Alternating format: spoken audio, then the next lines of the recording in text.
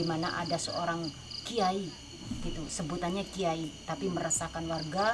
Dan di situ dari sosok kiai ini ajaran yang diajarkan itu adalah ajaran yang menyimpang dari ajaran Islam, keluar dari syariat.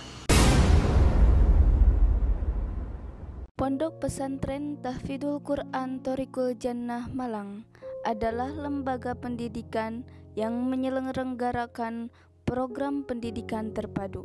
Program utamanya yaitu tahfidz Al-Quran 30 juz bersanad, yaitu sanad Imam Hafiz. Yang kedua, tafakuh, memahami dan mendalami ajaran agama Islam.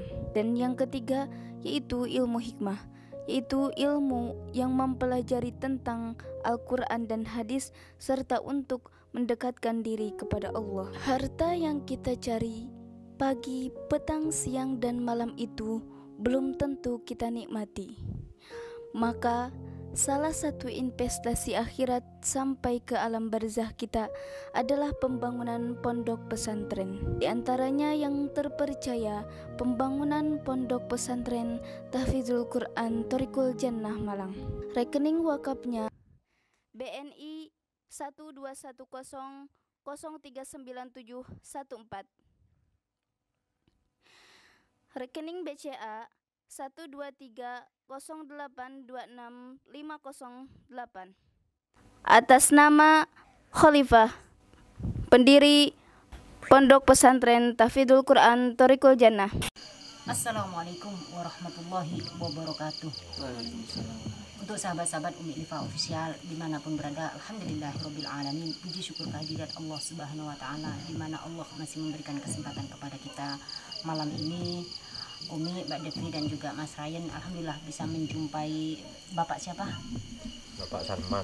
Bapak Sarman ya, di mana beliau ini adalah perwakilan dari warga yang telah melapor kepada kami tentang kejadian di kampung ini, di mana ada seorang kiai gitu, sebutannya kiai tapi meresahkan warga. Dan di situ dari sosok kiai ini ajaran yang diajarkan itu adalah ajaran yang menyimpang dari ajaran Islam, keluar dari syariat.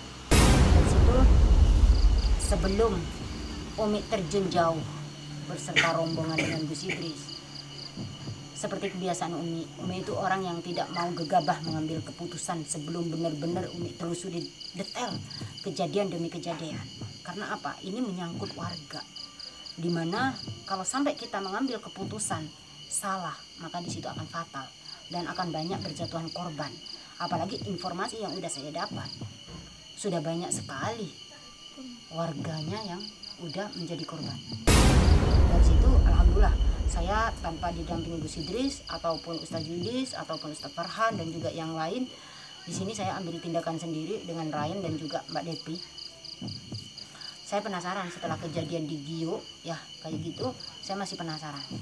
Saya harus benar-benar ngorek betul dari Bapak kejadian demi kejadian, Pak. Jadi langsung aja pada inti pembicaraan, Pak ya. Sosok kiai ini bermula, asal mulanya itu seperti apa sehingga warga sampai sekarang ini nggak berani untuk menghadapi beliau? Ya, kiai itu kan mempunyai ajaran sesat gitu. Karena warga di sini takut ilmunya yang tinggi gitu. Berarti dia itu punya ilmu santet gitu atau ilmu kanuragan atau seperti apa? Ya kemungkinan dia punya ilmu santet, ilmu hitam gitu, mengajarkan ajaran sesat gitu. Kalau bisa tanya, boleh tahu ya Pak ya, kalau misalnya dia itu udah berapa lama sih di sini sampai kok banyak banget yang takut, terus ada yang jatuhan korban gitu? Udah lama dia, udah tahunan di sini. Udah tahunan ya? Ya, karena banyak korbannya. Anak saya juga jadi korban. Ya. Karena apa Pak jadi korban gitu tuh? Karena saya sekeluarga itu suruh mengikutin alirannya itu. Apakah dia itu pendatang atau sejak kecil di sini Pak? Ya sudah di sini udah lama, asli orang sini. Asli orang sini? Iya. Oh berarti dia itu dulunya mondok atau enggak sih Pak? Kok sampai bisa kayak gitu tuh? Kalau itu kurang tahu, itu datangnya langsung mengajarkan ajaran sesat, itu langsung menjadi orang sakti gitu. Berarti pertama kali ceramah itu langsung mengajarkan aliran yang seperti itu? Iya. Itu saya Di juga situ sama langsung kayak apa ya, langsung kok kayak gini ajarannya gitu ya. iya, keluarga saya jadi korban juga. Saya dulu pernah menyerang sama warga di situ, kena korban saya ya, muntah darah gitu. Jadi gitu, Terus semenjak itu Bapak nggak berani nggak berani saya. mengeroyok mereka ya. Iya, Apalagi itu santrinya banyak ya. Ya, saya cuman mau nanya gitu, apa itu ilmu dari Allah, apa itu ilmu dari jin, saya kurang tahu itu. Ya, kalau melihat dari ciri-cirinya apa yang dia ajarkan, satu, di bulan suci Ramadan diperbolehkan menghisap rokok, katanya halal, boleh. Ini ajaran dari mana? Kan? Sedang rokok sendiri pun di sini masih diperdebatkan, gitu. Ada yang bilang makruh, ada yang tidak diperbolehkan, ada yang bilang boleh. Rokok sendiri ini masih dalam tahap perdebatan yang belum sampai sekarang ini, mungkin belum ada titik temu ujungnya gitu kan. Tapi kenapa beliau berani memutuskan bahwa di bulan suci Ramadan merokok itu boleh. Nah, udah bilang bahkan bersetubuh dengan istrinya asalkan sah boleh. Ini ajaran dari mana kalau bukan sesat? Iya. Kalau nggak salah dia juga mengaku kalau dia itu makrifat ya. Iya, dia. Padahal gitu tuh kan nggak boleh. Kalau menurut saya sih ada nggak orang yang berani membantah gitu seperti sampean gitu? Iya. Ada nggak? Kalau warga di sini kebanyakan nggak ada yang bantah, cuman sedikit orang yang membantah gitu. Cuman ketakutan sama ilmunya itu gitu. Nah, kalau setiap ada yang membantah berarti Iya, dia menyerang jarak jauh itu langsung kayak kena santet dulu kayaknya itu, muntah darah, batuk darah gitu. Jadi warga di sini ketakutan semua gitu. gimana Mbak Devi kalau menurut sama Ya Mbak Devi? bahkan saya dengar pas waktu itu dia itu Kiai Syarif ini pernah bicara ya, kalau warga-warganya yang mengikuti dia dijamin masuk surga. Astagfirullahaladzim. Yang bisa menjamin masuk surga itu hanya Allah Subhanahu wa taala. Karena berkat amal perbuatannya semasa hidup di dunia. Kita yang mengaku diri kita alim aja belum tentu masuk surga, ibarat kata kan gitu ya. Iya. Seorang bajingan aja, bahkan ada cerita seorang pelacur yang hanya memberi makan seekor anjing itu pun bisa masuk surga. Bahkan ada seorang kiai yang bahkan bisa terbang, itu kalau nggak salah Yai Barseso ya ceritanya. Alim, pinter, sakti, bahkan bisa terbang, itu pun bisa masuk neraka karena di detik akhir hidupnya dia murtad. Ini mah mengaku-ngaku katanya siapa yang mengikuti ajarannya bisa masuk surga. Benar kata mereka, kata Ustaz Yudi, kata mereka, memang surga kamu penjaganya, panitianya. Alhamdulillah min dzalik. Kenapa Bapak tidak tertarik untuk mengikuti alirannya? Saya tidak suka karena dia ajaran bulan puasa gini-gini bisa ngerokok katanya itu. Saya juga mau ikut kiai yang benar, tidak mau ikut ajaran sesat itu karena saya mau masuk surga beneran gitu. Saya udah tahu kalau itu ajaran sesat. Tapi resikonya itu ya, Iya, pasti resikonya disakitin itu, kalau nggak iya. ikut ya. Saya tidak takut mati, cuman gitu saya mau ikut yang benar gitu aja. Ya apalagi di bulan Ramadan Ramadan, sekarang ini ya. pahalanya dilipat gandakan ya Pak ya. Iya. Terus Bapak dapat informasi dari mana bisa menghubungi kami? Saya lihat itu kan ada tim gitu kan, ada tim itu menyusuri ya, salah satunya tim itu dia ngomong gitu, dia ngobrol-ngobrol, saya dengerin gitu, terus saya laporkan semuanya itu dengan ajaran sesat itu. Terus tim itu bergabung menyelusuri musola, terus ke rumahnya gitu, Kiai Syarif.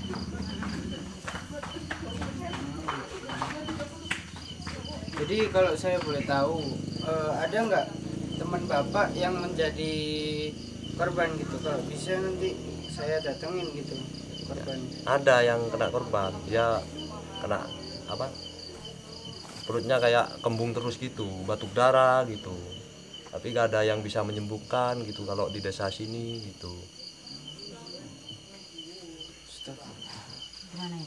Bahkan Umi itu mencari informasi kepada warga itu bukan cuma 1 2 ya. Umi mencari informasi itu ke sana kemari. Memang tidak Umi live kan ya, memang Umi tidak membawa kamera. Ya Devi, waktu itu Ryan juga Umi nggak ajak karena apa? Takut menghindari hal-hal yang tidak Umi inginkan gitu kan. Ada satu informasi yang ini sangat menarik sekali sama Umi. Ternyata istrinya yang muda itu kalau malam dia ini suka ngelilingi rumahnya. Dan ini cara-cara yang ritual bagaimana untuk melakukan santet, sihir. Yang jelas di sini udah ilmu hitam udah yang dijalankan. Ini kita harus mengintip, menelusuri. Ya maklum sahabat ya, di sini rame karena memang di sini tempatnya warga, di mana warga itu tidak berani memberontak.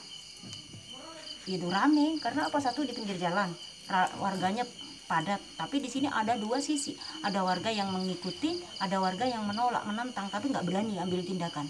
Jadi pura-pura ngikut aja.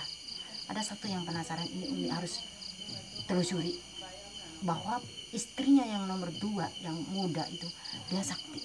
Tapi kesaktiannya ini istidroj. Kenapa istidroj? Setiap malam itu mengelilingi rumahnya. Itu pemujaan iblis seperti itu. Itu untuk mengelilingi rumah itu untuk apa? Ritualnya.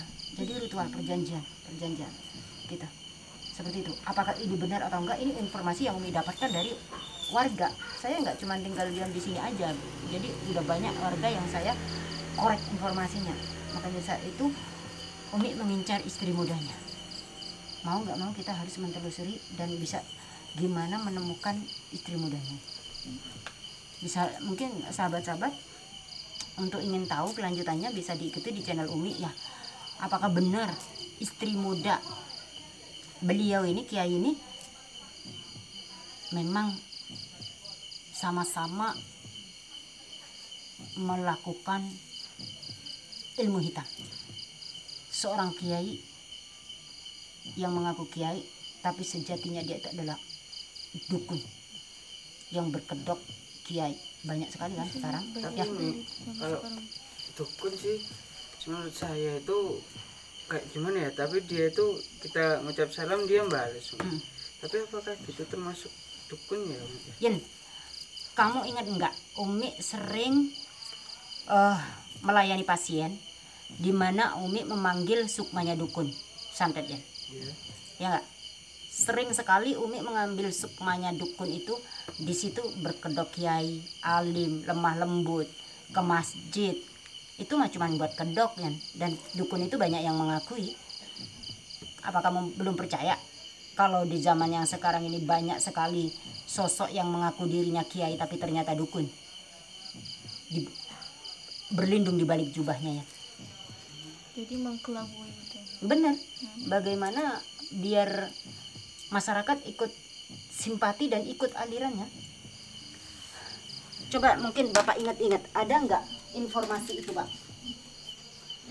Ya. Pak, sebelum itu kita kan udah janjian tadi ya, sama si siapa itu namanya, Kiai Syarif, bahwa besok kita bakalan datangin lagi dan ada argumen ya.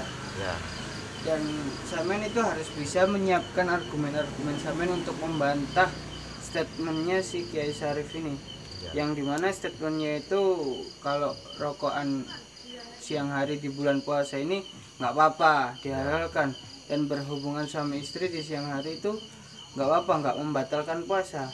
Itu kan padahal nggak boleh ya, kalau merokok itu bisa dapat membatalkan puasa.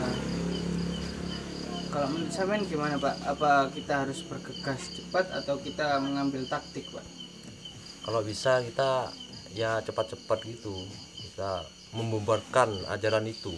Nah, dimana tim kita besok ke sana untuk membubarkan ajaran itu. Itu istrinya ada 2 ya Pak ya? Kok Iya. bisa ya istri 2 kayak gitu ya? Astagfirullah. Nah, ya bisa aja kalau kan dia namanya orang ya kayak gitu, ya bisa aja mungkin karena dia sakti, kesaktiannya juga. Jangankan apa kiainya, istrinya juga sesakti itu, apalagi kiainya. Kalau misalnya nih Mbak Devi, saya main bujuk untuk mengajak si istri keluar, gimana? Biasanya siap Kita ambil taktik tiktak taktik. Iya itu nyala. Iya. Kalau saya siap-siap aja. Kalau untuk karena ini kan udah melenceng, udah salah jalannya gitu. Jadi kita harus meluruskan, harus membenarkan apa yang benar, dan ya kalau itu salah kita harus ngasih tahu bahwa itu salah, apa yang dilakukan itu salah, kayak gitu, seperti itu. Jadi kita harus mengedepankan kebenaran, seperti itu Mas Ryan. Kalau bisa kita secepatnya ya untuk minta tolong. Warga di sini kan banyak ketakutan. Kalau bisa, kalau ada orang yang bisa mengobrak-abrik pondok pesantrennya di Arif itu gitu. Warga meminta gitu. Kan semua warga di sini ketakutan semua. Kan udah lama ini gitu. Banyak yang korban yang sakit gitu. Karena RT RW itu kelurahan semuanya nggak ada yang berani di sini. Apalagi warga gitu. Ya mungkin harus pakai taktik itu tadi Mas Ryan. Kita nggak boleh semena-mena nyerang begitu aja, tapi kita harus pakai taktik itu. Gimana caranya memancing? Mungkin ya bisa tadi kata Mas Ryan, usulan supaya ngajakin istrinya kayak gimana, atau omong-omongan secara baik-baik itu mungkin bisa. Umi jadi penasaran ya.